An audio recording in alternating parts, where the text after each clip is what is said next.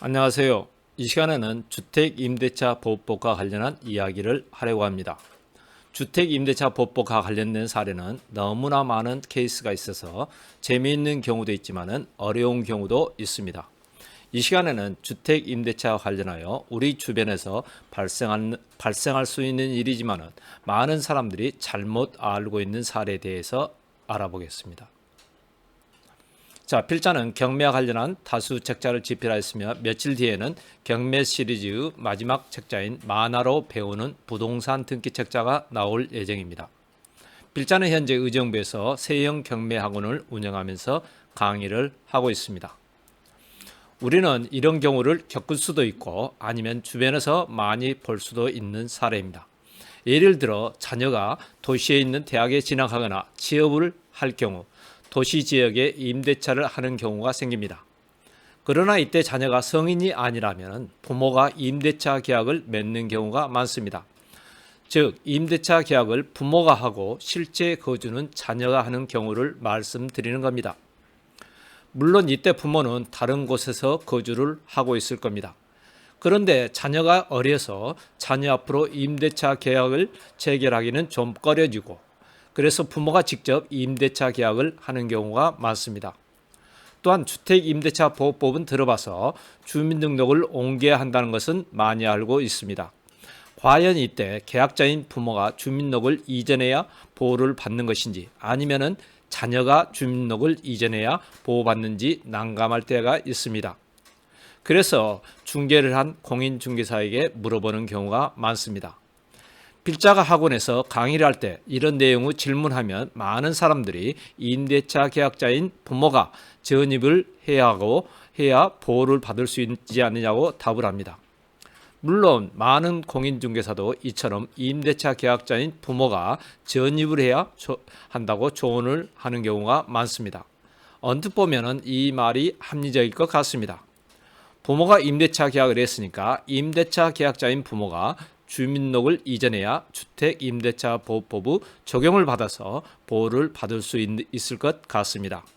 그러나 이 이론과 실제와는 다른 경우가 많습니다. 이제 그 내용을 보겠습니다. 자, 결론적으로 말씀드리면은 부모가 임대차 계약을 했더라도 자녀가 거주할 목적으로 임대차 계약을 했다면은 실거주자인 자녀가 주민등록을 이전을 해야 합니다.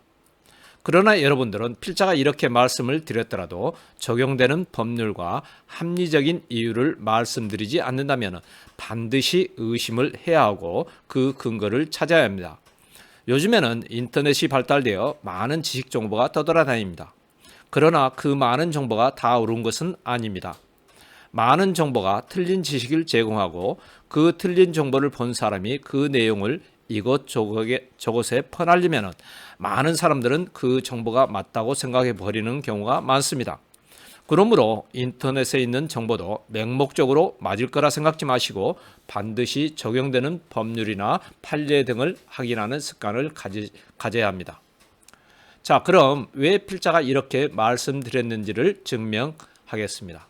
대법원 2001년 1월 19일 선고 2000다 55,645 판결입니다.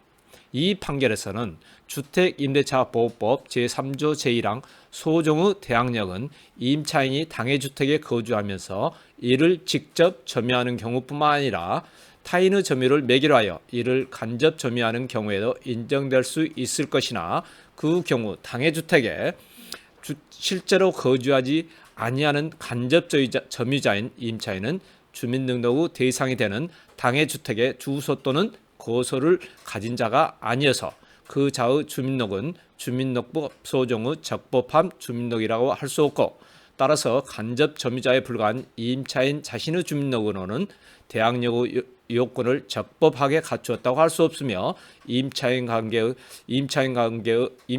점유 매개 관계에 기하여 당해주택에 실제로 거주하는 직접 점유자가 자신의 주민등록을 마친 경우에 하나여 비로소 그 임차인의 임대차가 제3자에 대하여 적법하게 대항력을 취득할 수 있다고 했습니다.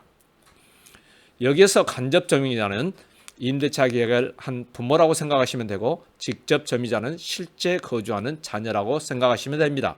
그래서 판례에서는 간접 점유자인 부모가 주민등록을 옮겨야 하는 것이 아니고 직접 점유자인 자녀가 주민등록을 옮겨야 주택임대차보호법에서 말하는 대항력을 갖는다고 하였습니다. 이 경우에서는 부모가 임대차 계약을 하고 자녀가 거주하는 것을 예로 들었으나 실생활에서는 결혼한 자녀가 부모를 위하여 집을 임대하여 주는 경우도 있습니다. 이때에도 실제 임대차 계약은 자녀가 본인 앞으로 하더라도 주민등록 이전은 실제 거주하는 부모가 이전을 해야 주택임대차보호법의 대항력을 갖게 됩니다. 여기에서 자녀는 대법원 판례에서 말하는 간접 점유자이고 부모는 직접 점유자입니다. 그러므로 반드시 임대차 계약자가 아닌 직접 점유자가 주민등록을 이전해야 한다는 것을 기억해 두시길 바랍니다. 이제 며칠 뒤에는 필자가 집필한 만화로 배우는 부동산 등기 책자가 출판됩니다. 이 책자는 부동산 등기를 배우고자 하시는 분들이 이해하기 쉽게 만화로 출판을 하였고 어렵게만 생각되는 부동산 등기를 알기 쉽게 이해할 수 있도록 했습니다.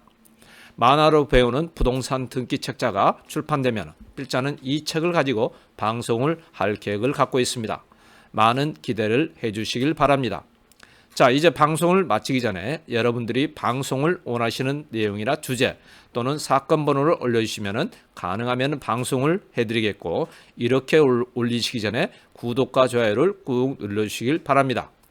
또한 필자가 강의하고 있는 의정부 세영경매학원에 들리실 기회가 된다면 실제 강의를 한번 들어보시는 것도 환영합니다. 자, 이상으로 마치겠습니다. 감사합니다.